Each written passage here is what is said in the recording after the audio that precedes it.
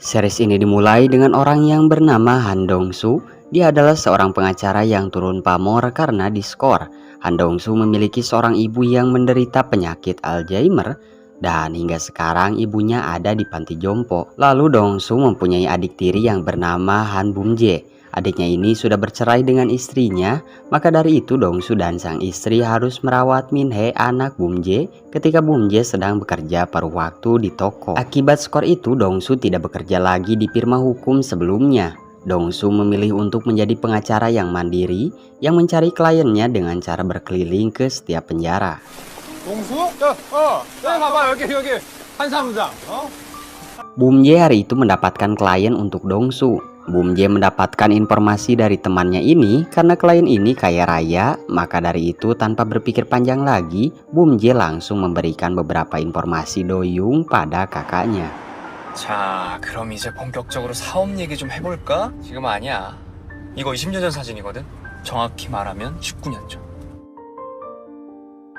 Do-young ditahan selama 8 bulan karena mabuk dan menyerang polisi.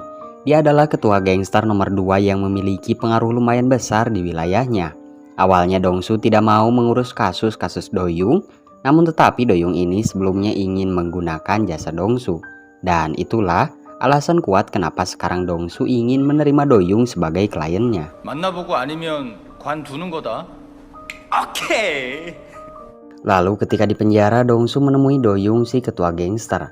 Namun ada yang aneh, ketika Dong-soo masuk ke dalam ruangan itu, penjaga malah membalikan CCTV. Dan akhirnya Dong-soo pun bisa bertemu Do-young di sana. Meskipun awalnya sunyi tanpa sepatah kata pun dari keduanya, akhirnya setelah beberapa jam saling tatap, Do-young meminta Dong-soo untuk mengawasi pacarnya dan menemukan pengkhianat dalam gengnya. Dengan syarat Dong-soo harus mendapatkan hasil sebelum Do-young bebas. Pada awalnya Dong-soo menolak karena ini sangat berbanding terbalik dengan status Dong-soo sebagai pengacara. Namun, setelah mendapatkan tawaran harga dari Do-young sebanyak 50 juta won dengan uang di muka 10 juta won, akhirnya Dong-soo mau menerima permintaan Do-young. 난 한 변호사가 마음에 드는데 그래도 내가 변호사인데 이딴 놈이랑 상대하고. Ketika di rumah, Dong-soo mendapatkan sebuah pesan yang menginformasikan tentang laporan istrinya untuk mengaudit atasannya karena pelecehan seksual. Itu terjadi ketika istri Dong-soo bekerja di rumah atasannya untuk bersih-bersih. Dong-soo marah besar pada istrinya ini, kenapa ia tidak jujur kepadanya. Namun, sang istri menjawab bahwa dia terikat hutang sebanyak 10 juta won kepada atasannya itu. Dan ternyata, alasan istri Dong-soo meminjam uang sebanyak itu untuk menutupi biaya ganti rugi panti jompo yang dibakar oleh ibunya Dong-soo. Setelah pertengkaran kecil bersama istrinya, Dong-soo langsung pergi untuk menemui atasan istrinya itu di toko. Dong-soo langsung menjelaskan kedatangannya ke tempat ini untuk membahas kejadian yang menimpa istrinya. Awalnya si atasan ini meminta maaf, namun di akhir kalimatnya si atasan malah merendahkan istrinya dan pekerjaan Dong-soo. 당신 변호사인가? Setelah pergi dari ruangan si atasan, Dong-soo merenung di mobilnya. Ia mengingat perkataan si atasan yang sangat tidak pantas untuk dilupakan. Lalu Dong-soo mengingat perkataan Do-young ketika di penjara, yaitu tentang harga diri dan batas. 자존심 상해요? 그럼 그렇게 구질구질하게 쭉 살든가. Akhirnya setelah adrenalinnya memuncak karena harga diri keluarganya direndahkan, Dong-soo menemui atasan brengsek ini dengan membawa uang 10 juta won untuk membayar hutang istrinya. Lalu setelah itu Dong-soo mengambil stick gold di sampingnya. Dan inilah yang terjadi. 야,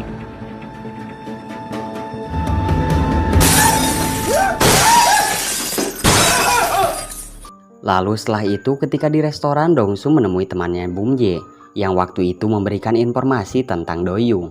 Di sini Dong-soo sudah mulai mengawasi pacarnya Do-young yang bernama Park Jae. Bahkan Dong-soo menanyakan apakah Park Jae bersama laki-laki belakangan ini. Sayangnya Dong-soo dan Bum-jae tidak mendapatkan jawaban yang mereka inginkan. Namun temannya Bum-jae ini memberitahukan kepada Dong-soo tentang rutinitas setiap harinya Park Jae, seperti pergi ke klubnya lalu menemui para tamu VIP. dan pulang ke rumahnya di suatu tempat yang terpencil. Lalu setelah itu Bumje dan Dongsu bergerak untuk melakukan pengintaian dengan cara meretas keamanan rumah Jae dan memasangkan beberapa kamera tersembunyi, yang nantinya kamera tersembunyi itu akan diambil beberapa hari ke depan. Hari kebebasan Doyoung tinggal 14 hari lagi. Dongsu dan Bumje terus mengawasi Park Jae seperti Park Jae melakukan pertemuan dengan Park Chong-ho, anggota Dewan Shinhan. Setelah beberapa hari mengawasi Park Jae, Dongsu menemui Doyoung di penjara. Dongsu mengatakan bahwa selama beberapa hari ini ia tidak menemukan apa yang diminta Doyoung padanya. Doyoung tersinggung karena seakan-akan Doyoung ini adalah pria yang berpikiran negatif tentang pacarnya. Ketika Dongsu ingin menjawab, tiba-tiba Doyoung langsung mengamuk padanya. Doyoung mengira bahwa Dongsu hanya ingin mengurasnya saja, dan di sini Doyoung mengancam jika Dongsu tidak menemukan apa yang dia minta, Doyoung akan menghabisi keluarga Dongsu, dan Dongsu harus menyelesaikan ini dengan jarak waktu 4 hari sebelum Doyoung bebas dari penjara.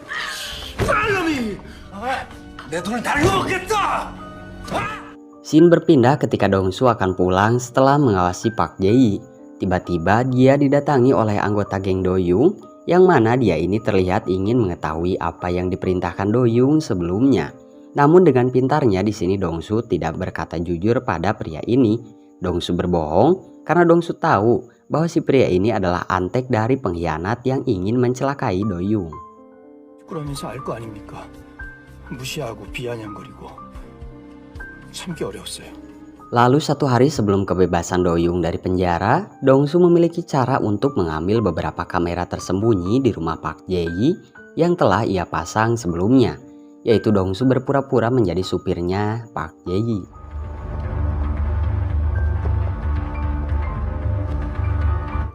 좀 특이하네. Ketika sampai di rumah Park Jae, Dongsu berpura-pura numpang untuk ikut ke kamar mandi. Lantas Jae yang tidak mencurigai Dongsu langsung mengizinkannya. 화장실 좀 쓸 수 있을까요?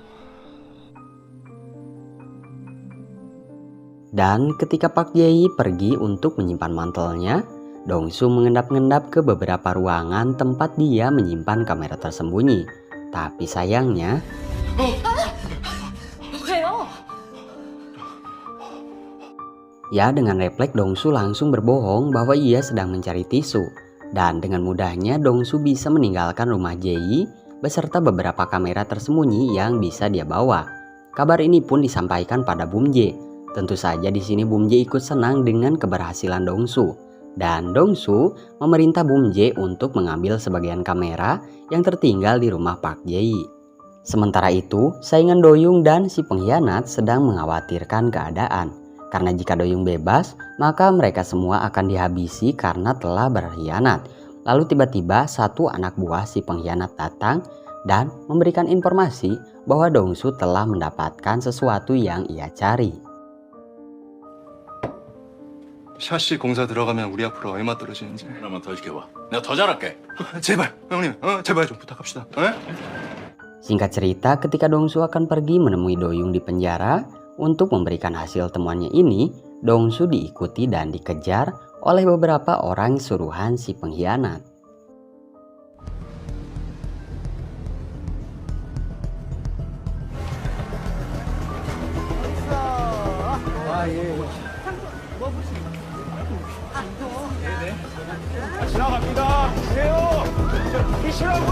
Akhirnya, Dongsu bisa sampai dengan selamat ke penjara menemui Doyoung. Doyoung kesal karena Dongsu telah mendatanginya telat. Namun, ketika Dongsu memberikan beberapa flashdisk padanya, raut wajah Doyoung langsung berubah.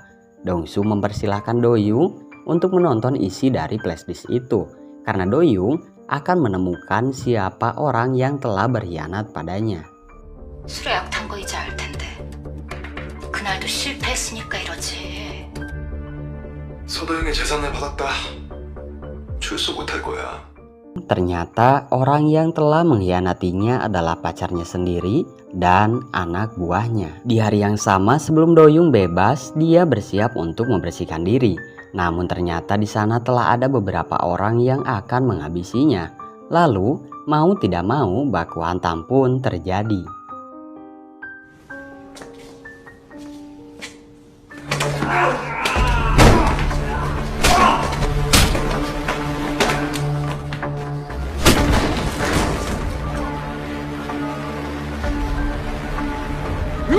Scene berpindah ketika Dongsu dan adiknya akan mengambil beberapa kamera yang tertinggal di rumah Jae-yi. Namun mereka berdua ini kaget karena Jae-yi ternyata pulang lebih awal. Akhirnya Dongsu dan Bum Jae bersembunyi sembari mendengarkan Park Jae-yi yang sedang membahas tentang Do-young di teleponnya dengan si pengkhianat. 살 것 같아. 서도영이 죽었다고 생각하니까. 어떡해요? 일단 Namun, betapa terkejutnya Dongsu dan Bum Jae ketika mereka mendengar jeritan Park Jae-yi beserta beberapa tembakan. Lantas, Dongsu mengintip apa yang telah terjadi dengan Jae-yi. Setelah melihat Jae-yi yang sedang merengek kesakitan ditodong pria bertopi yang sebenarnya adalah Do-young, Dongsu dan Bum Jae memilih lari ke bawah kasur si ketua gangster nomor 1 ini.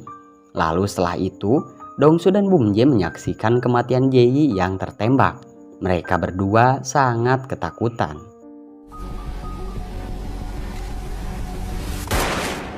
오랜만이네 영수. 아니 이젠 재수신가? Pada awalnya, Do-young ini ingin menembak ketua gangster nomor 1. Tetapi Do-young masih ragu untuk menembaknya. Dan ketika itu juga Do-young menyadari bahwa ada orang lain di rumah ini. Dan akhirnya inilah yang terjadi.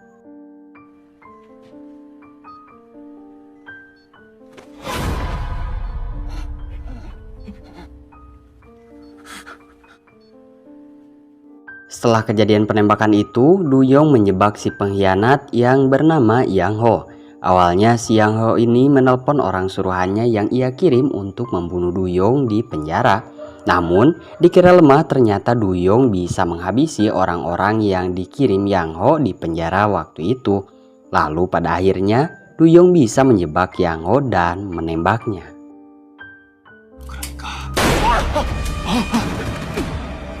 Sebelumnya Dongsu sudah melarang Do-young untuk membunuhnya. Namun Do-young sudah terbakar emosi karena sebelumnya Yang Ho ini berkhianat. Dan kemudian Do-young menodongkan senjatanya ke arah Dongsu. Di sini Dongsu ketakutan dan memberikan sedikit masukan jika Do-young membunuh banyak orang, maka akan semakin berat hukumannya. Do-young terdiam sejenak, tapi dia tidak mau menuruti Dongsu. Bahkan sekarang Do-young menodongkan senjatanya ke kepala Bum Jae. Dongsu yang tidak ada pilihan untuk selamat, akhirnya Dongsu menawarkan diri sebagai kaki tangan Do-young untuk membereskan kekacauan ini. 그래서 어떻게 하라고? 이 상황 저 정도 다 감당할 수 있겠냐고요? Setelahnya, Dongsu dan Bum Jae mau tidak mau harus menepati ucapannya sebagai kaki tangan Do-young, yaitu mereka berdua membersihkan dan membuang semua barang bukti yang ada di rumah Park Jae-yi.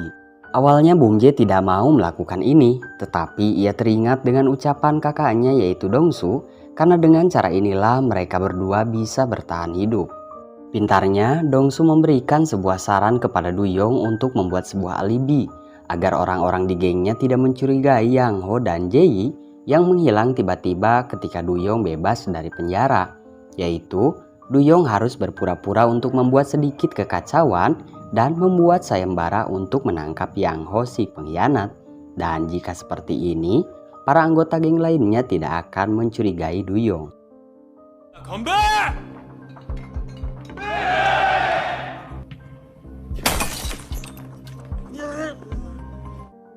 Pagi hari pun tiba. Dongsu terbangun dari tidurnya karena diganggu oleh Min-hye. Dan Dongsu di sini sangat khawatir dengan kejadian malam tadi.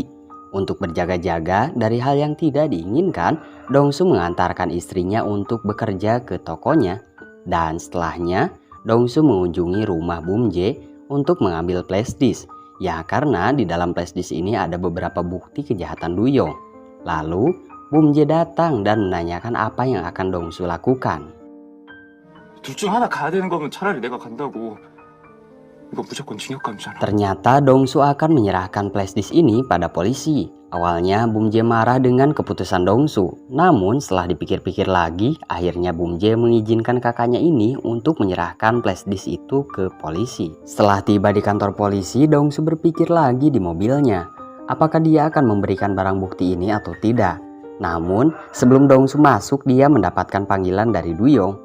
Lalu setelahnya langsung saja Dongsu mengurungkan niatnya. Tapi Ketika ia akan tancap gas untuk pergi dari kantor polisi, hampir saja dia akan bertabrakan dengan seorang detektif di kantor itu. Dongsu bertemu dengan Duyong di sebuah tempat bermain anak-anak. Ternyata di sini Duyong menanyakan kenapa Dongsu pergi ke kantor polisi. Untung saja Dongsu bisa mengelak dengan alasan sebagian besar kliennya ada di penjara. Dan setelah itu, Dongsu menyerahkan flashdisk yang tadinya akan diserahkan ke polisi pada Duyong. Dan di sini Duyong menawarkan agar Dongsu menjadi penasihat hukum untuknya. 것보다 고문 변호사 혼나잖아. Shin berpindah ketika Dongsu khawatir dengan Minhe. Dia menjemputnya di sekolah, namun Minhe sudah ada yang menjemput. Dongsu panik karena ia takut jika ada hal buruk yang akan menimpa Minhe. Akhirnya setelah berkeliling dan mencari kesana kemari, Dongsu menemukan Minhe bersama pria akan memasuki mobil. Dan siapakah dia? Lalu inilah yang terjadi.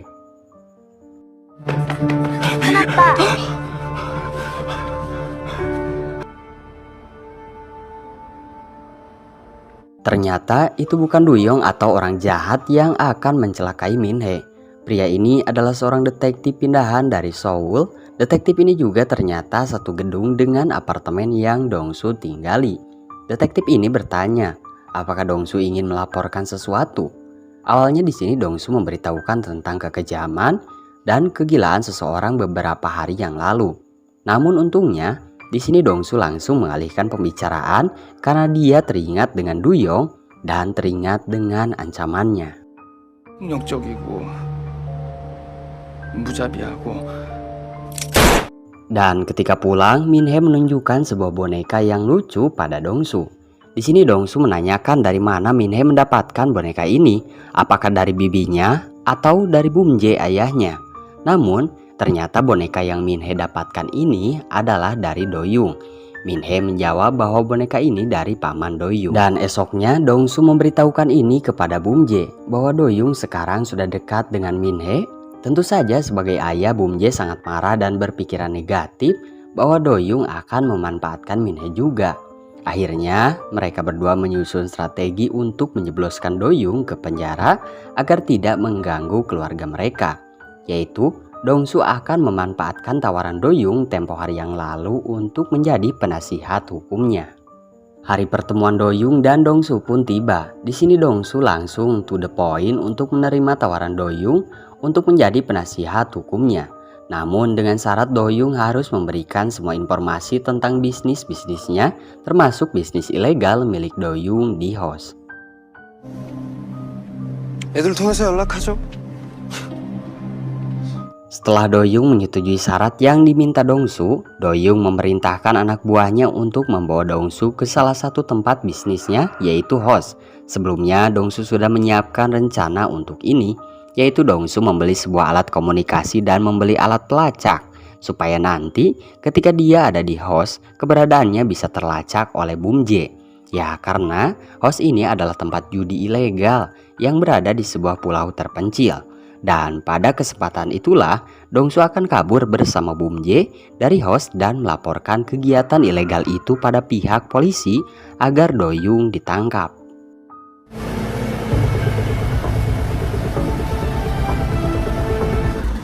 아유 돈값도 못하고 왜 이래 진짜. 같은 자리 벌써 몇 바퀴나. Setelah masuk ke host yang berkedok tempat wisata padahal tempat perjudian ilegal, Dongsu melihat-lihat situasi di tempat ini. Dan untungnya di waktu itu ada seorang penjudi yang membuat kekacauan. Dongsu langsung memanfaatkan kesempatan ini untuk berpura-pura ingin ke toilet pada Doyung. Tapi ternyata Doyung malah bersembunyi dan mengaktifkan alat pelacaknya agar terdeteksi oleh Bumje. Dan Dongsu juga langsung melaporkan beberapa patokan untuk pergi ke pulau ini. Lalu setelahnya Dongsu pergi melarikan diri untuk menemui Bumje di pinggir pantai. Namun sayangnya Doyung melihat itu. Dan Dongsu pun pergi ketika sirine polisi mulai terdengar jelas.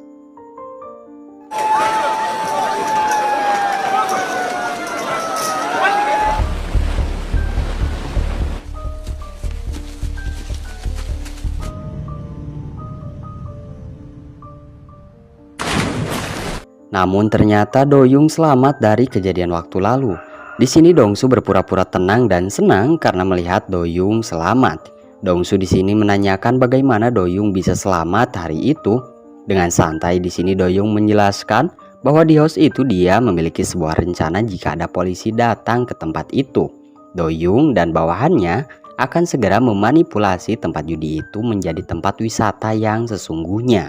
Dan Dongsu pun dibawa ke suatu ruangan. 그럼 도박장 털린 거 정리하러 갑시다.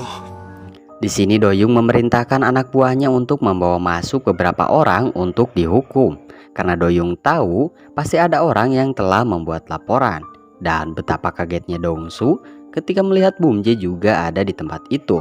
Dongsu berusaha membela adiknya supaya tidak dihukum. Namun Do-young sudah terlanjur marah dengan kejadian waktu lalu di hostnya. Dan akibat itulah Do-young melakukan ini.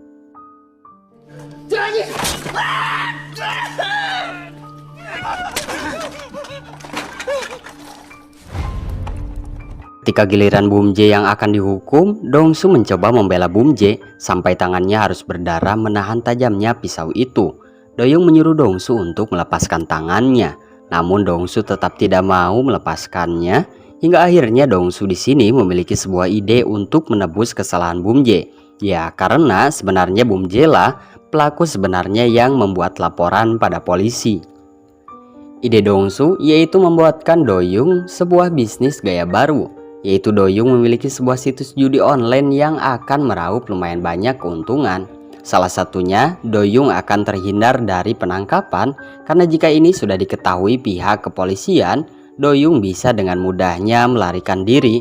Lalu pada akhirnya, Do-young memikirkan rencana ini dan melepaskan Bum-jae dan Dongsu. Scene berpindah ketika Dongsu menemui istrinya. Dia menanyakan surat yang dibawa istrinya itu. Dan di sini si istri memberitahukan bahwa itu adalah surat laporan pelecehan seksual yang dia buat untuk melaporkan atasannya waktu itu. Ya karena si atasan tidak diaudit dan tidak mengundurkan diri. Namun si atasan malah mengambil cuti selama 1 bulan dan Dongsu yang mendengar ini pun sangat marah. Bertepatan dengan itu, Do-young dan anak buahnya sedang membahas tentang bisnis judi online yang akan Dongsu buat untuknya. Do-young meminta sedikit saran kepada bawahannya itu dan meminta beberapa informasi lagi tentang Dongsu. 얼마 안 됐을 때라 타격이 꽤 컸던 것 같습니다. 약속한 일은 반드시 해낸답니다. 자존심이 많이 상했겠네. Dongsu yang sebelumnya marah karena mendengar si pelaku pelecehan cuma mengambil cuti selama 1 bulan, langsung mendatanginya. Dongsu akan menghukumnya secara pribadi, namun dia malah gagal dan mengakibatkan ia dibawa ke kantor polisi.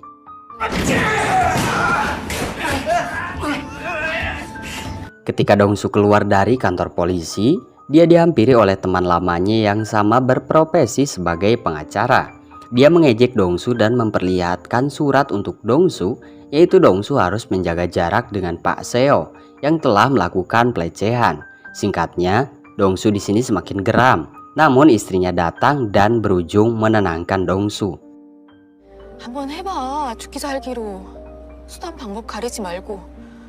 Malam harinya di pinggir jalan, Dongsu menemui atasannya dulu di firma Hukumun. Dongsu memohon untuk membantunya, namun atasan Dongsu tidak mau menolongnya. Kebenaran tidaklah penting, yang terpenting adalah kekuasaan. Seo firma hukum bergengsi melawan pengacara yang pernah diskor. Siapa yang akan lebih dipercaya oleh publik? Itulah yang atasan Dongsu katakan. Setelah kejadian itu, Dongsu pulang ke rumah dan merenungkan beberapa masalah yang menimpanya. Namun tiba-tiba Dongsu mendengar bel pintu. Dongsu kira itu istrinya, namun ternyata itu adalah Do-young yang berkunjung ke rumahnya. Do-young di sini memprovokasi Dongsu agar tidak diam saja ketika diinjak oleh atasannya. Selagi Dongsu benar, Dongsu berhak untuk bertindak. Dan Do-young di sini memberitahu Dongsu bahwa dia telah menghandle pengacara Moon Hae-jun yang akan membuatnya gagal datang ke persidangan untuk membela Seo, si pelaku pelecehan terhadap istri Dongsu.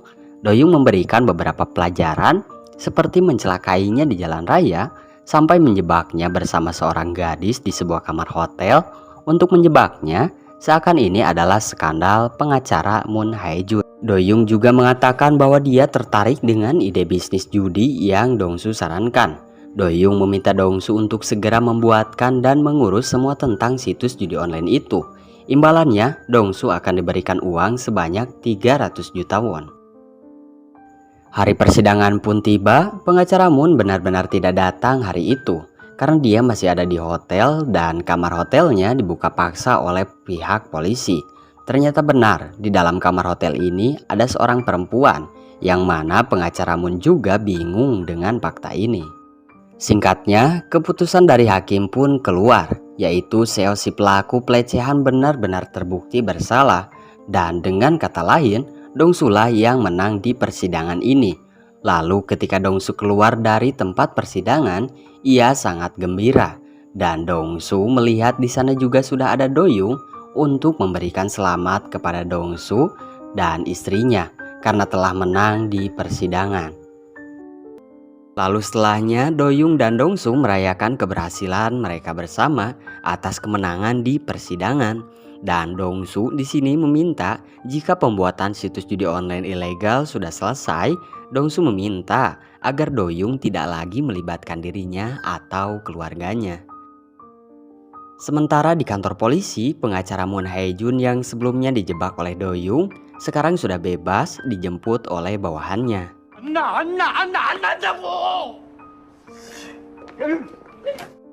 Dan setelahnya kabar kerjasama dengan Doyung ia sampaikan pada Bum Jae. Namun adiknya ini takut untuk berurusan kembali dengan Doyung, ya karena sebelumnya Doyung hampir saja membunuhnya ketika membuat laporan ke polisi tentang aktivitas judi ilegal di host. Namun Dongsu meyakinkan kembali adiknya ini supaya tidak takut dan khawatir. Ya karena jika mereka berdua bisa menyelesaikan ini dalam waktu 2 atau 3 bulan saja, Dongsu dan Bum Jae bisa mendapatkan bayaran sebanyak 300 juta won dan bisa meninggalkan Korea. Lalu Dongsu memberikan uang sebanyak 20 juta won pada Bum Jae. Pagi pun tiba, di sini Bum Jae teringat dengan ucapan dan ajakan Dongsu kakaknya itu. Apalagi Bum Jae akan mendapatkan uang bagiannya setelah menyelesaikan ini semua. Ketika itu juga datang Dongsu untuk memberikan makanan pada Bum Jae. Di sini Bum Jae menanyakan apakah yang Dongsu kemarin ucapkan itu benar. Lantas Dongsu pun langsung meyakinkan Bum Jae dengan beberapa hal, seperti memberikan peralatan untuk mereka membuat situs dan mempertemukan Bum Jae dengan seorang programmer yang akan membantu mereka menyelesaikan pembuatan situs judi online ilegal ini. 그럼요. 발만 살짝 담갔다가 뺄 거예요. 아주 잠깐. Scene berpindah ketika pengacara Moon sedang tidur, ia dibangunkan oleh bawahannya karena ayahnya akan berkunjung ke rumah ini. Dan ayahnya berkunjung untuk membahas bahwa posisi Moon Hae-jun sebagai calon untuk pemilu akan dievaluasi ulang karena kasus yang menimpanya beberapa hari yang lalu. 그 함정 판게 누구냐고? 당분간 자중해. 어떻게든 막아볼 테니까. Setelahnya ayah Moon Hae-jun yang bernama Moon Han-guk yang mana ia seorang menteri segera mendatangi Kim untuk memerintahkan agar segera mungkin mencari dalang atas kasus yang menimpa anaknya itu. Lalu setelahnya di salah satu tempat usaha Doyung ada yang membuat onar dan itu membuat kerugian yang cukup lumayan. Ternyata yang membuat onar itu adalah orang suruhan dari Kim Jae-wol. 놈들이 이때가 보냈는데 손님이야? 식구 봐드립니다. Alhasil setelahnya Doyung menculik bawahannya si Kim Jae-wol. Doyung meminta uang sebagai ganti rugi untuk tempat bisnisnya sebanyak 370 juta won. Lalu Doyung meminta tambahan sebanyak 100 juta won lagi. Ya karena dulu orang ini dan Heo Yang Ho merencanakan untuk membunuhnya ketika di penjara. Awalnya orang ini tidak mau untuk mentransfer uang sebanyak itu. Namun setelah mengancam dengan mematahkan jari-jari untuk setiap detik yang terlewat,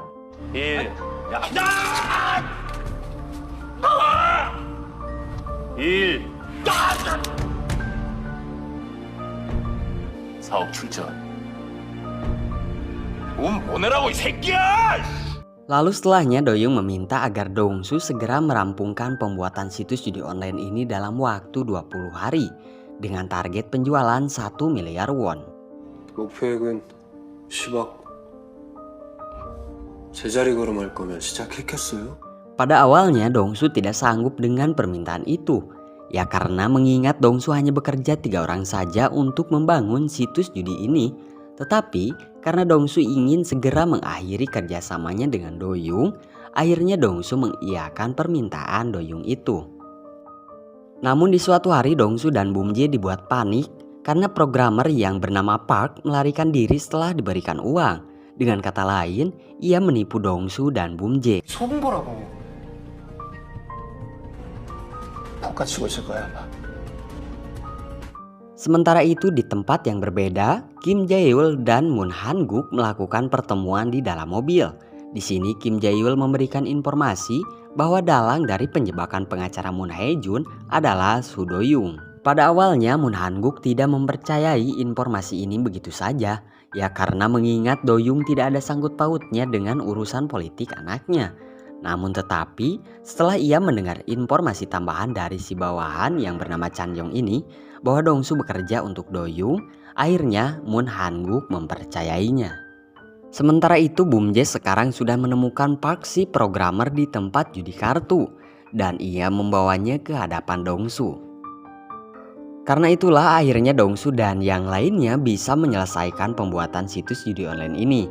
Bahkan orang-orang yang mendaftar pun membludak di hari pertama situs itu dibuka. 접속량이 한꺼번에 몰린 거예요. 다들 이 사이트 접속하겠다고 난리 난 거라고요. 보람 있다 아닙니까? 자 그럼 Setelah keberhasilan itu, Dongsu menagih janji yang Doyung katakan karena uang yang Doyung berikan akan segera digunakan untuk pindah ke luar negeri dan sisanya untuk kebutuhan. Doyung yang mendengar itu mengiyakan dengan serius, serta Doyung menambahkan bahwa dia akan segera membalas Kim Jae-yul, dalang dari pembuat onar di barnya waktu lalu. 난 김재열 잡고 한편은 문상국 잡고. Semua orang suruhan Doyung bergerak pada malam itu ke tempat judi milik Kim Jae-yul. Lalu inilah yang terjadi. 김재열 하우스 정리하겠습니다.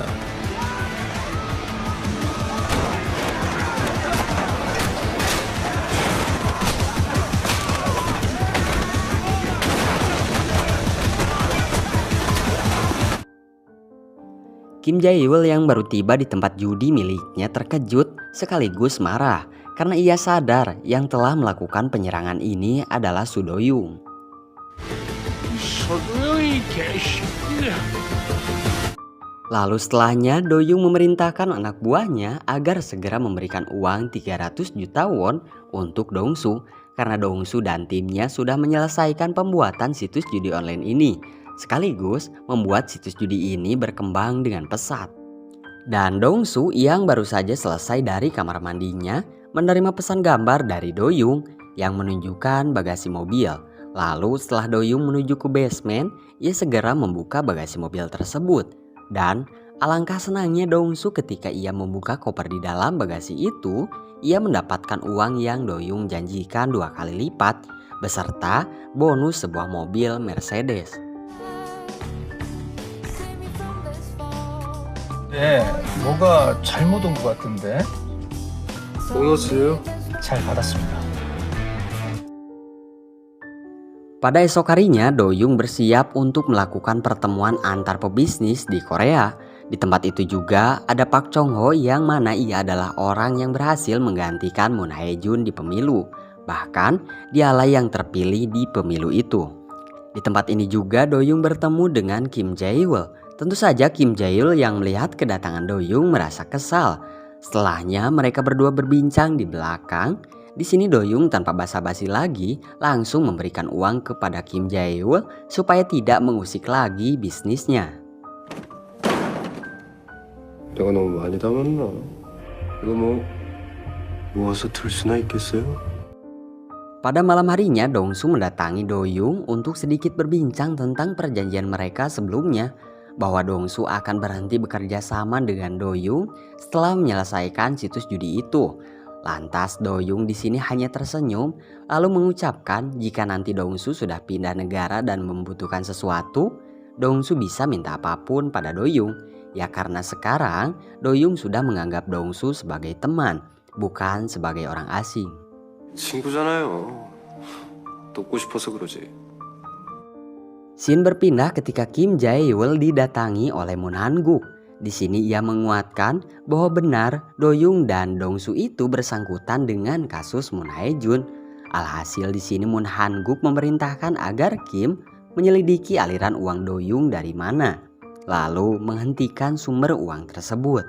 서도영이 돈줄부터 막아 움직이지 못하게. 둘이 어떻게 붙었는지는 계속 파보고.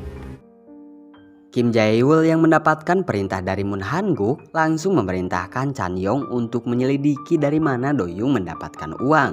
Selain itu, Kim Jae-wol juga punya motif lain, yaitu Kim Jae-wol sangat kesal pada Doyung karena beberapa hari yang lalu Doyung telah menyerang tempat judi miliknya. 잘못하다 걸리면 숨책도 잘릴 수 있어서 저도 비비란 적이 있죠. Sementara itu Dongsu dan keluarganya mengunjungi sang ibu di panti jompo.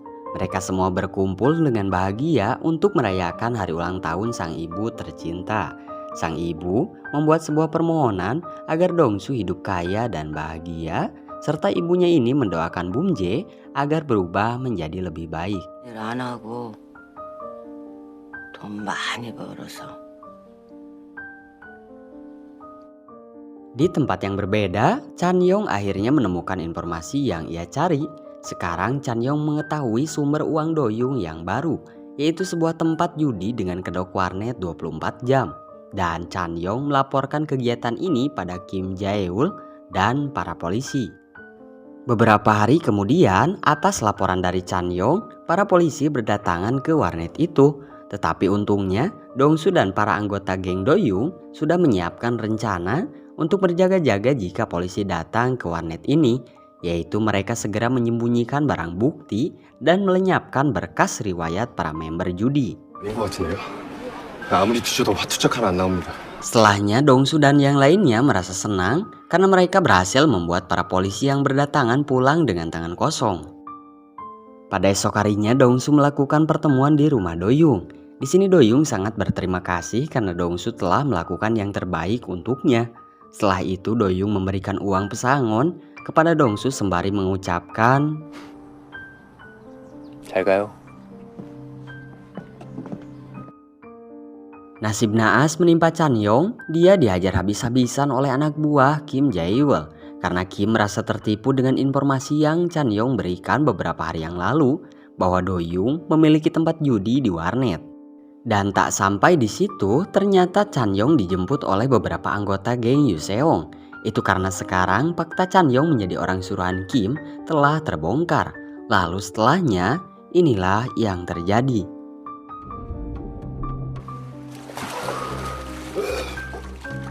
Tetapi Doyung tidak jadi membunuh Chan Yong hari itu karena Doyung mendengar informasi dari Chan Yong bahwa para anggota geng keluarga sedang mengincar Dongsu atas perintah Kim Jae-wol dan Moon Han-guk. Atas informasi yang Chan Yong berikan pada Doyung, akhirnya Doyung mengampuni Chan Yong hari itu. Scene berpindah pada Dongsu yang baru selesai dari agen perjalanan Sung Sil untuk mengurus data-data imigrasinya ke Australia. Ketika ia pulang, Dongsu diikuti mobil hitam yang mana dia adalah anak buah Doyung.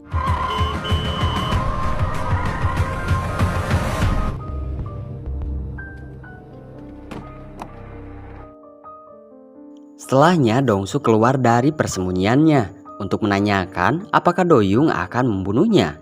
Tapi ternyata dugaan itu salah karena Doyung memerintahkan anak buahnya untuk melindungi Dongsu dari incaran geng keluarga yang diperintahkan Moon Han-guk dan Kim Jae-wol. 식구파 애들 움직이는 동향 포착했고요. 문상국 김재열이 변호사님 노린다는 정. Ternyata sasaran anggota geng keluarga yang pertama adalah panti jompo tempat ibu Dongsu tinggal. Mereka semua menumpahkan bensin untuk membakar tempat itu.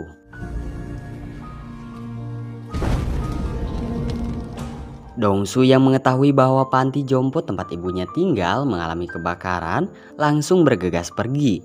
Dan setelah tiba di tempat itu, Dongsu mencari-cari ibunya ke sana kemari. Akhirnya Dongsu bisa menemukan sang ibu yang akan dilarikan ke rumah sakit karena akan mendapatkan beberapa penanganan. Namun sayangnya dalam perjalanan itu, setelah sang ibu memberikan beberapa sedikit petua, ia meninggal dunia dalam perjalanan ke rumah sakit. 호강하고 살아. 고생하지 말고 다음 생에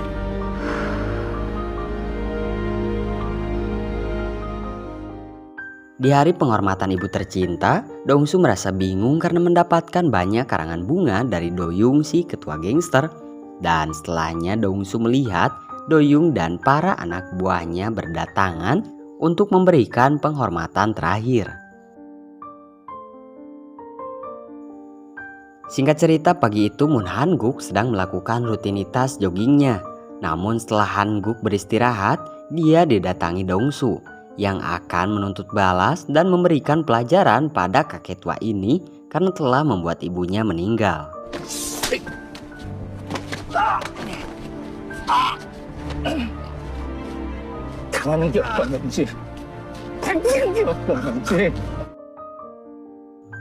Namun sayangnya ketika Dongsu mencekik Moon Han-guk, dia harus berhenti karena ada seseorang yang menaiki sepeda akan melintas.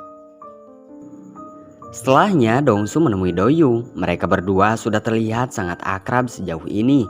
Dan di sini Dongsu meminta agar Doyung segera mengurus Kim Jae-yul untuk memberikan beberapa pelajaran padanya. Sementara itu, Dongsu akan mengurus Moon Han-guk untuk membalas kematian ibunya beberapa hari yang lalu. 서도영 씨는 김재열로 잡고 난 문상국을 잡고. Langkah awal yang dilakukan Doyung adalah menangkap Bae Jong-ha dari geng keluarga. Itu karena Bae Jong-ha memiliki kaitannya dengan kebakaran panti jompo yang menyebabkan ibu Dongsu meninggal dunia. Lalu setelahnya Dongsu datang untuk meluapkan semua kekesalannya saat ini.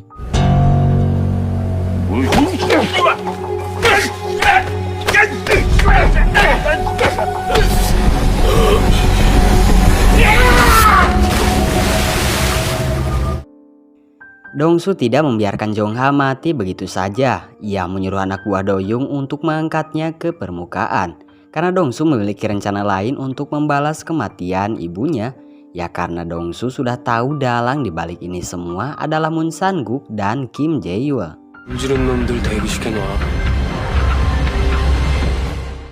Sementara itu di pinggir pantai sedang dihebohkan atas penemuan jasad seorang perempuan, yang mana perempuan itu adalah Park Jae-yi. Dan kebetulan salah satu yang menyelidiki kasus ini adalah detektif yang satu apartemen dengan Dongsu, yaitu detektif Chul Jin.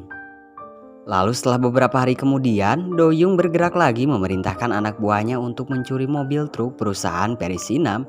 Ya karena Doyung akan membongkar kebusukan Kim Jae-yul dan Moon San-guk dengan cara membeberkan keterkaitan San-guk dan Jae-yul dalam bisnis barang selundupan.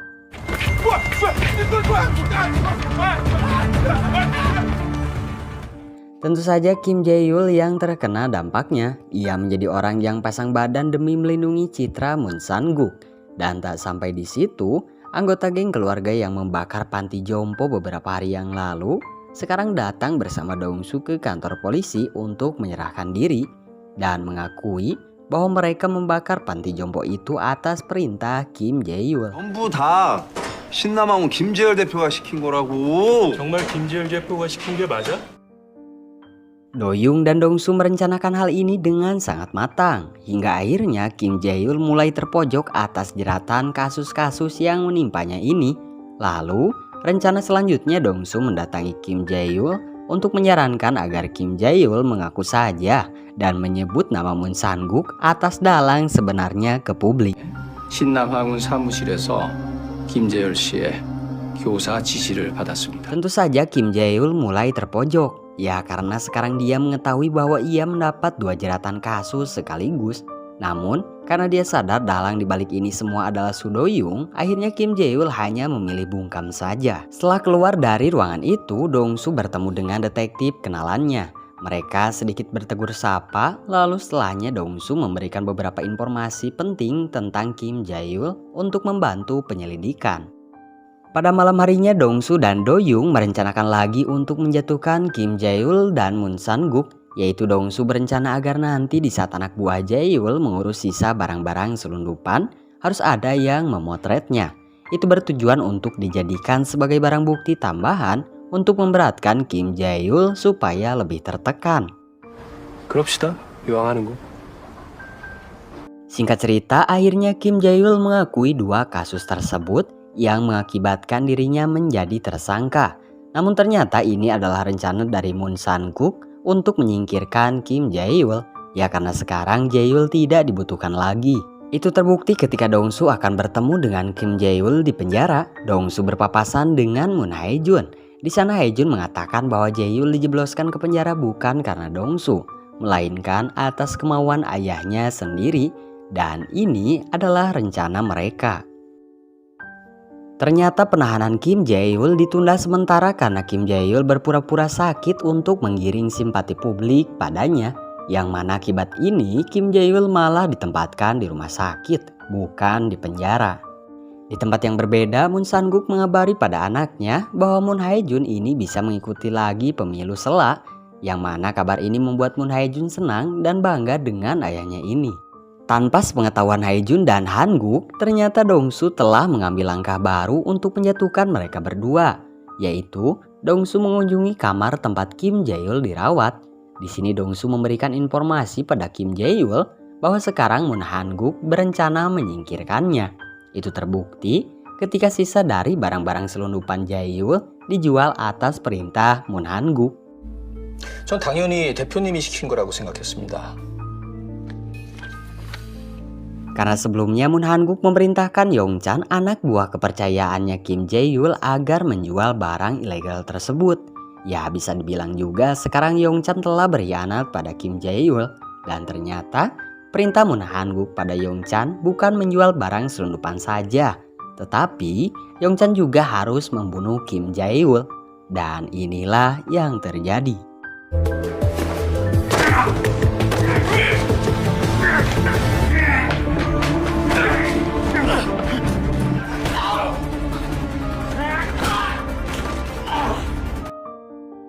Untungnya ada Dong-su yang menghalangi aksi pengkhianatan Yong-chan ini. Dong-su sangat kewalahan menghadapi Yong-chan ya karena Dong-su tidak memiliki basic bela diri apapun. Namun nasib baik menimpa Dong-su, yaitu dia diselamatkan oleh Do-young yang tiba-tiba datang ke rumah sakit. Sementara itu di tempat yang berbeda, Moon Han-guk sangat kesal ketika ia menelpon Jae-yul tapi tidak direspon.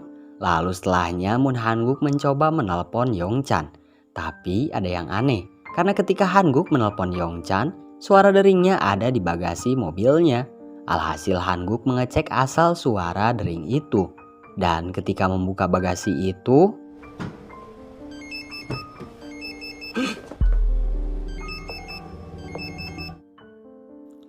setelah kejadian yang hampir saja merenggut nyawanya, akhirnya Kim Jae-yul buka suara juga pada para wartawan. Kim Jae-yul membeberkan kebusukan Moon Han-guk selama ini. Kim Jae-yul membuka suara dengan sangat sukarela. Ya karena sekarang Kim Jae-yul merasa dikhianati oleh Moon Han-guk. Setelahnya kabar itu tersebar luas di Korea. Yang mana akhirnya banyak sekali media televisi yang membahas kebusukan Moon Han-guk. Tentu saja Do-young yang menonton berita itu sangat puas karena Dong-su telah berhasil menjatuhkan dua orang sekaligus. Lalu setelah berita itu tersebar luas, akhirnya pihak dari kejaksaan mengeluarkan surat perintah untuk menggeledah kantor Moon Han-guk. Tentu saja Moon Han-guk sangat kesal, apalagi dia melihat berita di koran, namanya dan Kim Jae-yul menjadi topik yang trending akibat Han Dong-su. Istrinya di rumah merasa bangga dengan suaminya ini karena sekarang dia telah menjadi pengacara yang terpandang. Tak sampai di situ, Bum Jae sang adik datang pada Dong-su untuk mengucapkan selamat atas keberhasilannya menguak kebusukan Kim Jae-yul dan Moon Han-guk ke publik. 그냥 속이 다 시원하다. 문상국 콩밥 먹을 생각하니까. Sementara itu beberapa hari kemudian, Do-young mengunjungi Kim Jae-yul di penjara. Tentu saja Do-young sangat puas sekali melihat ini. Ya karena sekarang langkah Do-young untuk membeli perisinam akan semakin dekat dan mudah. Lalu Do-young juga mengatakan pada Kim Jae-yul supaya tidak macam-macam kalau Kim Jae-yul ingin hidup. Lantas akibat itu pun Kim Jae-yul yang mendengar ambisi Do-young sangat marah. Bahkan di sini Kim Jae-yul mengatakan, hati-hati dengan Dong-su karena suatu hari dia akan melangkahimu. Lalu setelahnya ketika Dongsu akan pulang, ia berpapasan dengan detektif Chuljin. Ia bertanya pada Dongsu tentang keterkaitannya dengan Su Doyung. Namun di sini Dongsu bersikap tenang dan mengatakan bahwa ia mengenal Doyung sebagai pengacara dan klien saja. Malam harinya Moon Sang-guk bertemu dengan Jaksa Agung. Ya, karena Moon Sang-guk ini berencana untuk menyuap Jaksa Agung supaya segera mengganti Pak Chong-ho. Itu semua Sang-guk lakukan agar kasus-kasusnya tidak muncul lagi di publik. Dengan kata lain, Sang-guk akan membersihkan namanya dan secara tidak langsung Sang-guk juga menghancurkan Doyung dan Dongsu. Esok harinya, kediaman Doyung didatangi oleh detektif Chuljin dan temannya. Itu karena Chuljin akan mengorek informasi dari Doyung terkait hilangnya Yang Ho dan tentang penemuan jasad Pak Jae-yi baru-baru ini. Tentu saja Doyung mengelak, berpura-pura tidak tahu tentang Yang Ho dan Pak Jae-yi. Namun sang detektif tetap saja kekeh menanyai Doyung sampai-sampai Doyung hampir emosi. 자리를 놓고 싸우던 상대가 갑자기 사라졌는데 본인이 죽인 거 아니에요? Tetapi untungnya ada Dongsu yang segera menangani pertanyaan yang dilontarkan detektif Chuljin pada Doyung. Di sini detektif Chuljin kesal kenapa Dongsu tiba-tiba datang dan membela Doyung, padahal dia adalah orang yang paling dicurigai atas hilangnya Yang Ho dan atas kematian Pak Jae-yi. Namun untungnya Dongsu bisa menangani pertanyaan itu dengan sangat mudah, bahkan bisa membuat detektif Chuljin dan temannya pergi dari kediaman Doyung. 소문대로 좋은 일 많이 하시네요. 조폭들 변호까지 해주시고. Setelah kepergian dua detektif itu, akhirnya di sini Dongsu membahas tentang Moon Sang-guk dengan Doyung, bahwa sekarang Moon Sang-guk sudah mulai bergerak. Bahkan secara tidak langsung, Pak Chong-ho yang jadi backingan mereka pun akan segera tergantikan oleh jaksa wilayah yang baru. Lantas Dongsu semakin kesal pada Moon Sang-guk, ya karena dia sangat bersalah, karena mengingat ibu Dongsu meninggal karena Sang-guk juga. Dan beberapa tahun yang lalu, seorang asistennya pun meninggal dibunuh atas perintah Moon Sang-guk. Jadi Moon Sang-guk itu memiliki banyak kasus rumit dan beberapa kasusnya yaitu seperti penggelapan dana, pembunuhan, dan suap menyuap. Pada akhirnya Dongsu meminta agar Doyung membunuh saja Moon Sang-guk segera mungkin sebelum Moon Sang-guk dan orang-orangnya bergerak lebih jauh. Dan bahayanya lagi, jika orang-orang Sang-guk menemukan mayat Yang Ho, maka Doyung dan Dongsu akan kalah telak.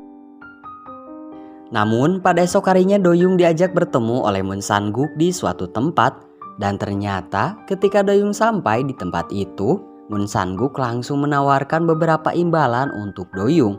Seperti Doyung akan menguasai kasino laut dan menguasai Perisinam. Dan sebagai tambahannya lagi, Doyung akan kebal hukum. Doyung yang mendengar itu merasa tertarik, apalagi Doyung ini sangat berambisi untuk menguasai Perisinam dan kasino laut. Lantas Doyung menanyakan apa yang Moon Sang-guk inginkan darinya. Tak disangka ternyata yang diminta Moon Sang-guk adalah membunuh Han Dongsu. Ya karena akhir-akhir ini Dongsu telah mengusik jalannya Moon Sang-guk. Tentu saja Doyung yang mendengar permintaan itu sangat merasa dilema. Karena Doyung itu tidak bisa seperti sekarang kalau bukan atas bantuan Dongsu. Namun sayang pada esok harinya ternyata Dongsu malah diculik oleh beberapa anak buah Su Doyung untuk dibawa ke suatu tempat. Dan di tempat yang berbeda, Moon Sang-guk dijemput oleh anak buah Su Doyung. Ternyata Dongsu dibawa ke hadapan Doyung. Di sini Dongsu sangat merasa ketakutan karena mengingat bahwa Doyung bisa berbuat apa saja. Apalagi sekarang Doyung membawa sebilah pisau. Dongsu terus merengek minta ampun dan meminta kesempatan pada Doyung. Namun Doyung hanya diam saja dan sedikit merespon permintaan Dongsu itu.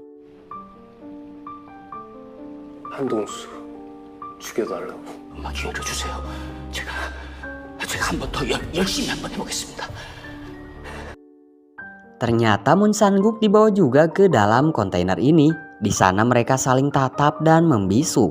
Tentu saja Moon Sang-guk di sini sangat berambisi melihat Dongsu mati di hadapannya. Namun ternyata Doyung malah menyuruh mereka bertahan dan saling membunuh. Lalu jika orang yang selamat nanti, maka orang itu akan menjadi rekan sejati Doyung. Dan setelahnya bisa ditebak, inilah yang terjadi. Mereka berdua saling mempertahankan diri dan saling mengincar nyawa. 넌 살려줄 것 같아?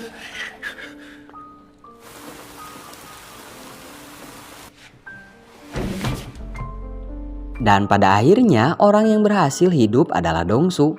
Ia keluar dari dalam kontainer itu dengan wajah yang dingin. Dan tak lama kemudian Doyoung menghampirinya untuk saling berjabat tangan sebagai bentuk bahwa mereka berdua adalah rekan sejati. 우리 이제 진짜 파트너. 우리 이제 진짜 파트너. Singkat cerita, setelah pembunuhan Moon Han-guk sebelumnya, akhirnya Soo Do-young kini menjadi seorang presidir di Perisinam. Media terus memberitakan atas kejanggalan hilangnya Moon San-guk. Sementara itu di rumahnya, Dongsu mengalami hari-hari yang berat. Ia selalu bermimpi tentang ibunya yang memberikan nasihat. Sang istri penasaran apa yang terjadi dengan suaminya ini. Namun Dongsu tiba-tiba berubah seakan tidak terjadi apa-apa. 뭐해? 정리 좀 하려고. Dongsu membuang semua buku tentang keadilan. Dengan kata lain, sekarang Dongsu sudah tidak peduli dengan kata keadilan. Yang ia pikirkan saat ini adalah cara menjadi sukses melampaui Soo Do-young. Hari itu Dongsu melakukan pertemuan dengan Soo Do-young. Do-young dan Dongsu di sini membahas tentang bisnis judi yang mereka bangun. Ya karena sekarang sudah marak beberapa oknum yang meniru cara bisnis mereka. Soo Do-young memerintahkan agar Dongsu mencari sebuah tempat untuk dijadikan firma hukum. Lalu setelahnya mereka berdua akan memonopoli bisnis judi ini dengan sangat rapi. 사업 수익금 지분으로 줘요. Sementara di kantor polisi sedang disibukkan dengan kasus pencarian Moon Han-guk yang tiba-tiba menghilang. Sampai-sampai Moon Hae-jun anaknya ini marah besar pada kepala kepolisian karena ayahnya masih belum bisa ditemukan. 어디서 각오해! Setelahnya Chul Jin berpapasan dengan temannya ini. Lantas temannya ini memerintahkan agar Chul Jin menghentikan saja penyelidikan Soo Do-young atas kematian Park Jae-yi. Ya karena sekarang fakta telah terungkap bahwa Yang Ho yang telah membunuh Jae-yi. Itu terbukti ketika di mobil Jae-yi ditemukan DNA Heo Yang Ho. 서도영의 글마 영영 불건너가 딱 그 말이다. Karena itulah Chul Jin semakin penasaran dengan Soo Do-young ini, yang mana akhirnya Chul Jin memutuskan untuk menemui Bum Jae. Tentu saja Bum Jae kaget kenapa detektif mendatanginya. Lantas ia menanyakan maksud tujuan Chul Jin menemuinya. Chul Jin tidak bertele-tele, dia langsung menanyai tentang Park Jae-yi pada Bum Jae. Dan apakah Soo Do-young yang membunuhnya? Tentu saja Bum Jae gelagapan ya karena mengingat bahwa Bum Jae dan Dongsu lah kaki tangan yang membuang mayat Jae-yi dan mayat Yang Ho saat itu. Dan karena malam itu detektif Chul Jin tidak mendapatkan jawaban yang memuaskan dari Bum Jae, akhirnya ia pergi sembari mengingatkan Bum Jae agar segera melapor jika Bum Jae berubah pikiran. 고민 끝나면 연락 줘요. 기다릴 테니까. Esok harinya Dongsu bersiap untuk pergi ke tempat firma hukum yang diminta Soo Do-young sebelumnya. Namun hari itu ia kedatangan Moon Hae-jun. Istri Dongsu tentu saja bingung dengan kedatangan Hae-jun ke tempat ini. Lantas supaya istrinya tidak curiga, akhirnya Moon Hae-jun diajak untuk turun ke bawah oleh Han Dongsu. Ternyata Moon Hae-jun menanyakan tentang ayahnya yang menghilang. Di sini Hae-jun bertanya sembari menghina keadaan Dongsu dan keluarganya. Lalu mengatakan, apakah kau dan Do-young yang menculik atau membunuh ayahku? Tentu saja Dongsu yang mendengar itu menjadi sangat marah, ya karena mengingat kehidupan Dongsu selama ini selalu saja menjadi bahan hinaan. Dan karena Dongsu tidak terima, akhirnya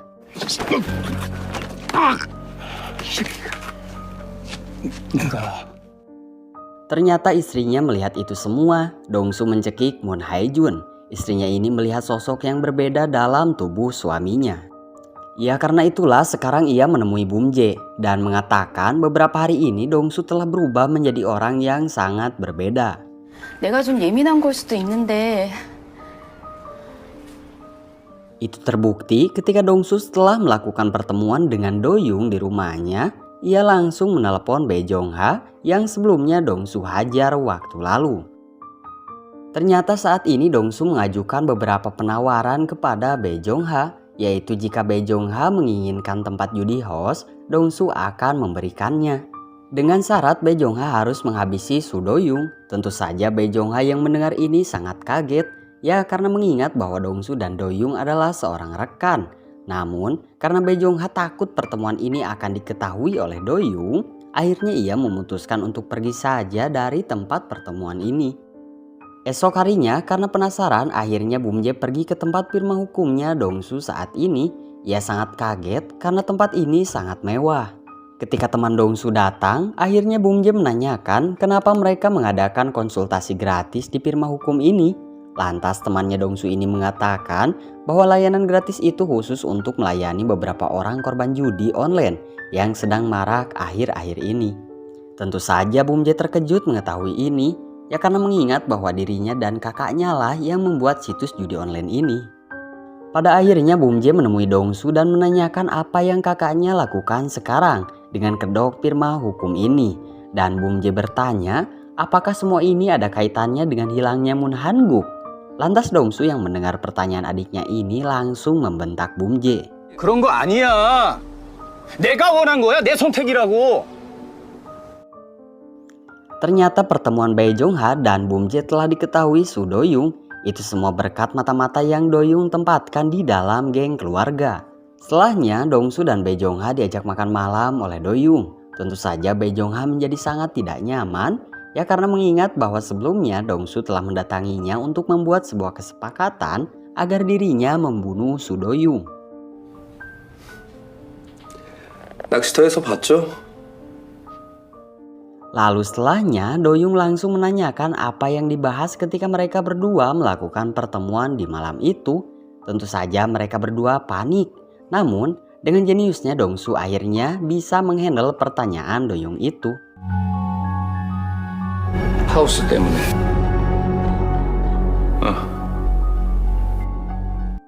Singkat cerita, makan malam itu telah selesai. Lalu Do-young masuk ke dalam mobilnya dan memerintahkan pada anak buahnya ini agar bersiap.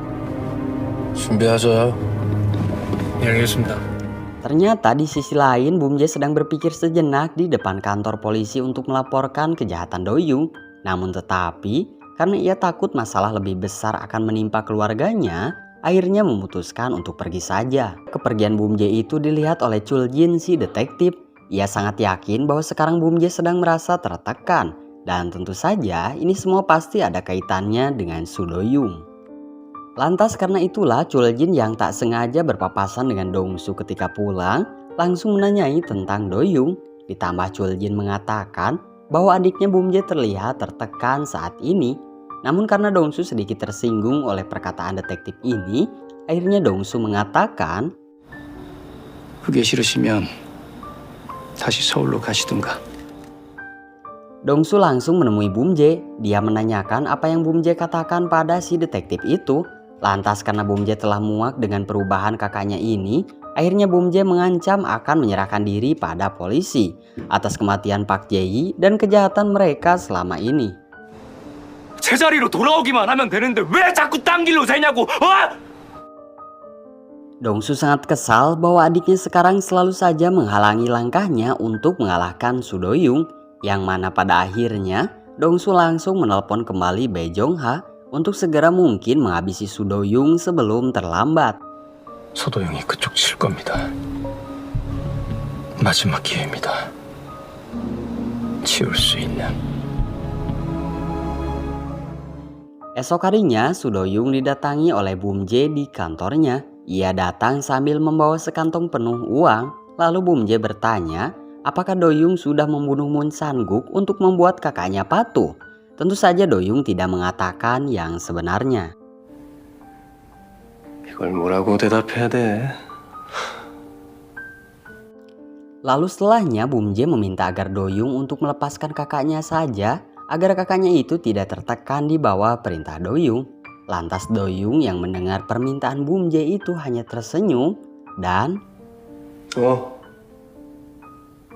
그러려고. Malam ini Do-young mengadakan pertemuan dengan beberapa pejabat untuk mengesahkan kasino lautnya menjadi legal. Tentu saja Dong-su juga datang, ya karena Dong-su lah yang mengurus untuk acara ini. Namun ternyata Dong-su dilarang masuk malam itu atas perintah Su Do-young. ia mencoba menjelaskan pada anak buah Doyung ini, namun percuma saja. Sementara di tempat yang berbeda, kantor kepolisian Sinam mendapatkan sebuah panggilan, yang mana panggilan itu melaporkan kasus pembunuhan. 무슨 일 있어요? 마침 잘 됐네. 버뜩 가자. 어딜요?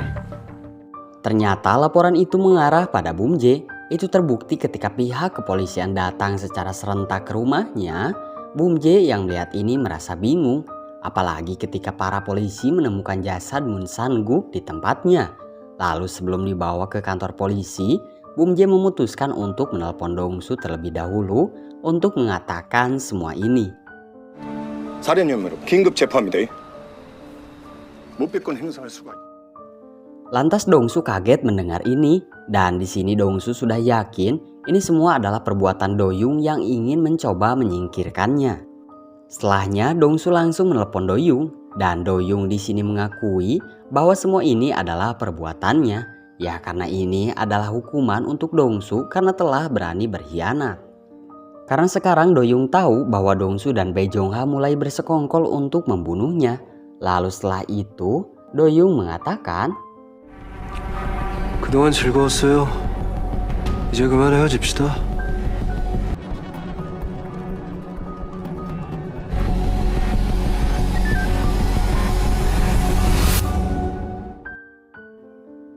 Lalu Dongsu menemui Bumje di kantor polisi. Di sini Dongsu mengatakan agar Bumje tidak khawatir karena dia akan segera dibebaskan.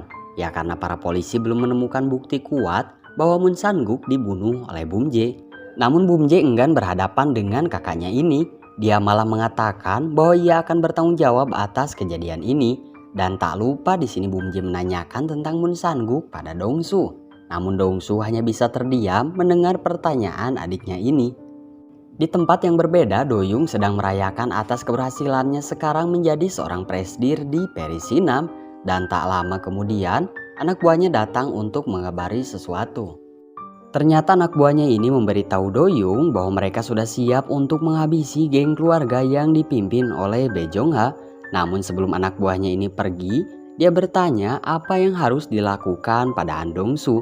Dan inilah jawaban dari Doyung. 중요한 날이다. Pada siang harinya, Dongsu sengaja mendatangi Chul Jin untuk mengobrol. Lalu setelahnya Dongsu mengakui semua kejahatannya, termasuk membunuh Mun San-guk. Tentu saja Chul Jin kaget, ya kenapa baru sekarang Dongsu mengatakannya? Karena jika dari dulu Dongsu berkata jujur tentang Doyung, maka situasi tidak akan sekacau ini. 서도영이 강제로 살인을 시켰다고요? Malam harinya, para anak buah Doyung bergerak untuk menghabisi seluruh anggota geng keluarga yang dipimpin Bae Jong-ha. Namun ketika mereka sampai di dalam, mereka tidak menemukan siapapun. Namun ternyata inilah yang terjadi.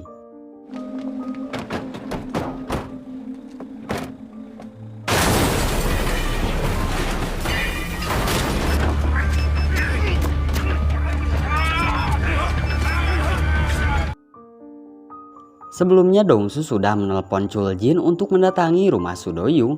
Ya karena di sanalah Doyung menyembunyikan mayat Yang Ho di dalam kolam. Kembali ke pertarungan para gangster, akhirnya para anak buah Doyung berhasil dikalahkan. Doyung terus menelpon anak buahnya ini, namun tidak direspon sama sekali. Ya karena seluruh anak buah Doyung telah dihabisi oleh Bae Jong-ha. Doyung yang memiliki firasat buruk langsung bersiap-siap. Itu terbukti ketika beberapa orang masuk ke rumahnya. Dan tentu saja inilah yang terjadi.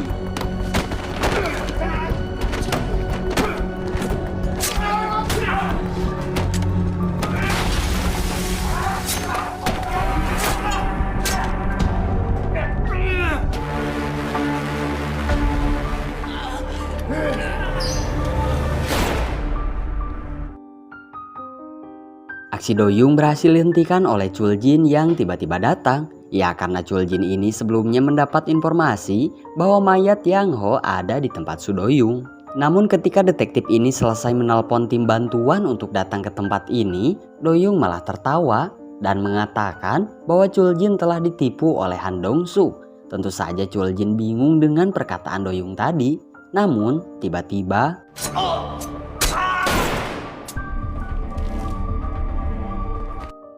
Chuljin meninggal seketika setelah ditusuk oleh orang tak dikenal. Lantas Doyung penasaran dengan orang ini dan menanyakan siapa yang telah memerintahkannya untuk datang dan membunuh detektif itu. Ternyata di pertemuan waktu itu Dongsu dan Bae Jong-ha menyusun rencana tambahan jikalau mereka gagal menghabisi Doyung, yaitu mereka akan mengutus saja seseorang untuk membunuh detektif Chuljin dan akan mengambing hitamkan Doyung sebagai pelaku. 경찰을 죽인 것처럼 만들자고요.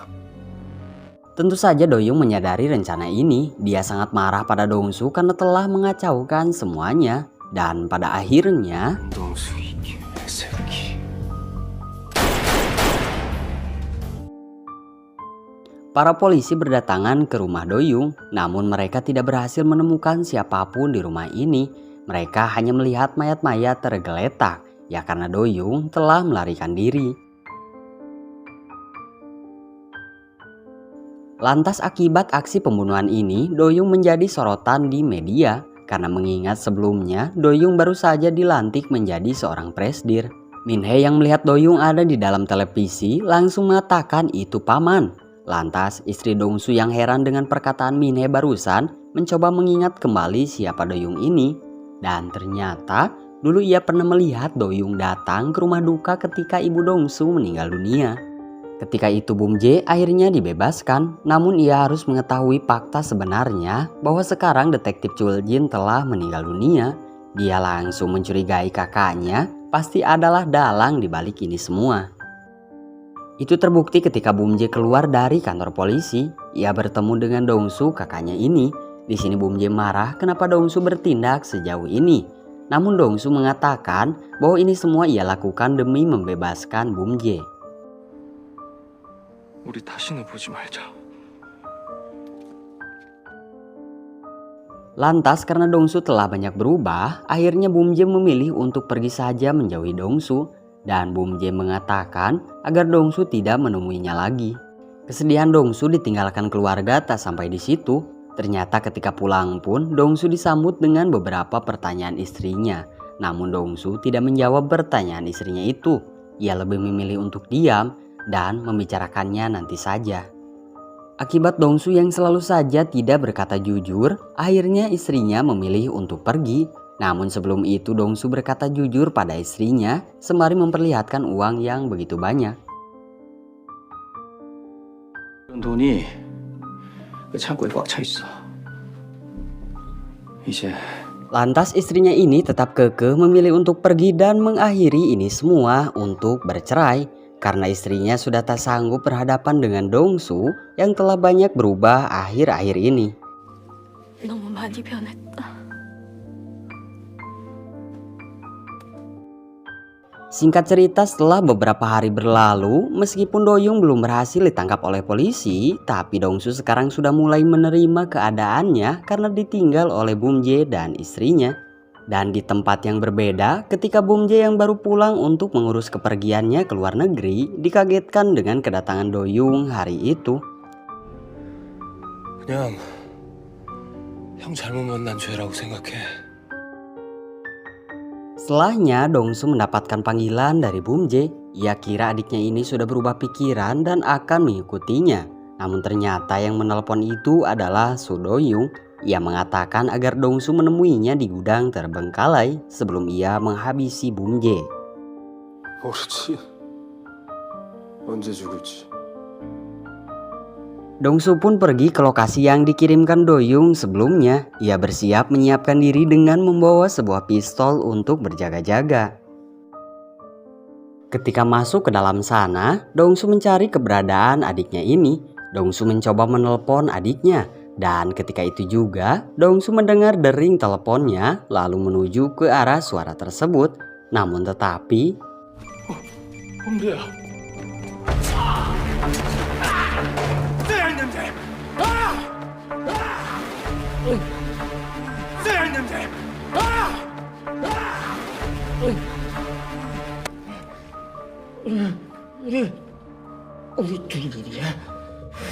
Dongsu terkulai lemas setelah ditusuk dan dihajar oleh Su Doyung. Ia meminta agar Doyung tidak melibatkan Bum Jae, namun Doyung sudah terlampau kesal dengan pengkhianatan Dongsu sebelumnya. Doyung tidak mengira ending dari persahabatan mereka harus seperti ini. Doyung mengatakan jika sebelumnya Dongsu tidak berkhianat, mungkin Bumje dan pertemanan ini akan baik-baik saja. Lalu setelahnya Doyung bersiap akan membunuh Bumje. Namun tetapi inilah yang terjadi.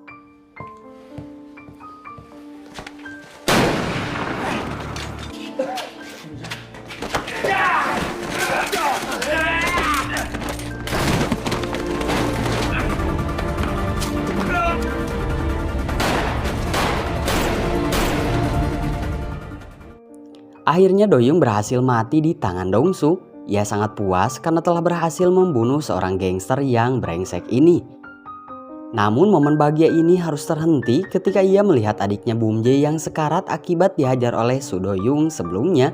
Bumje meminta maaf pada Dongsu karena sekarang Dongsu harus bertindak sejauh ini karena dirinya yang telah mempertemukan Doyung waktu dulu. Dan setelahnya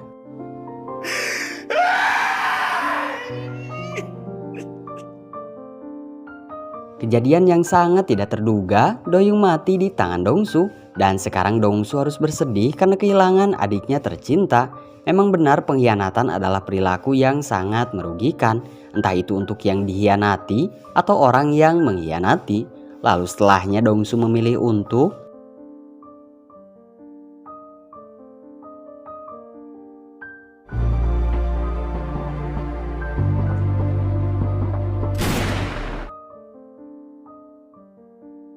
Tiga tahun kemudian, scene berpindah ketika seorang tersangka kriminal sedang melakukan persidangan. Dan tak disangka, ternyata pengacara dari orang tersebut adalah Han Dongsu. Ternyata selama ini Dongsu masih hidup. Karena 3 tahun yang lalu, ketika sebelum Bumje meninggal dunia, ia mendapat pesan terakhir dari adiknya itu agar hidup tanpa rasa bersalah. Ketika selesai dari persidangan itu, Dongsu dikerumuni oleh banyak wartawan. Ternyata Dongsu sekarang menjadi seorang pengacara sekaligus seorang pahlawan karena telah berhasil menumpas para gangster dan menguak kematian beberapa orang yang terbunuh atas perintah Su Doyung. Judi online dan kasino laut sekarang menjadi milik Bae Jong Ha dan gengnya. Itu semua tak luput dari bantuan Dongsu yang sekarang menjadi orang berpengaruh di bidang hukum dan bidang pergangsteran. Mengejutkan sekali, ternyata akhir dari perjalanan gangster Yuseong ini. Ya karena sekarang kepemimpinan geng Yuseong berpindah tangan pada Dongsu si pengacara. Itu terbukti ketika Dongsu menjadi penghuni rumah Doyung sebelumnya. Untuk sejenak Dongsu mengenang kebersamaannya dulu bersama keluarganya. Dongsu sekarang menjadi seorang pengacara yang sangat terkenal. Sekaligus menjadi ketua gangster terbesar di Korea. Lalu setelahnya Dongsu berhalusinasi bahwa Doyung datang mengunjunginya. Dan mengatakan 괴물이랑 싸우는 사람은 자기 자신도 괴물이 되지 않게 조심해야 돼.